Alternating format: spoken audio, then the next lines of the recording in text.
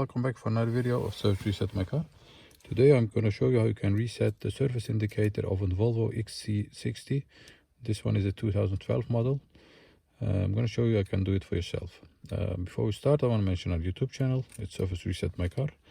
Have a look at our channel for more than 400 other videos on how to reset different model cars. Use the comment area if you have any questions, and I'll get back to you as soon as possible. Okay, first of all, press or put the key in the ignition. Once you have done that, a small tip on the start button. The next step is the trip button over here and the start stop button. First, press the trip button, keep it pressed. Press the start button, keep it pressed. Release the start button, keep the trip button pressed till an indicator starts blinking. Once it starts blinking, let go the trip button and you'll hear a beep. And once you hear the beep, the service indicator must have been reset.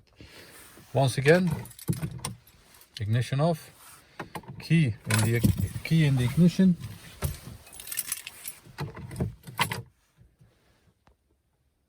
Slightly press trip button, keep it pressed, press start button, ignition is on, release start button, keep the trip button pressed, and once the indicator starts blinking, release the trip button and you'll hear a beep, and once you hear the beep, the service indicator must have been reset.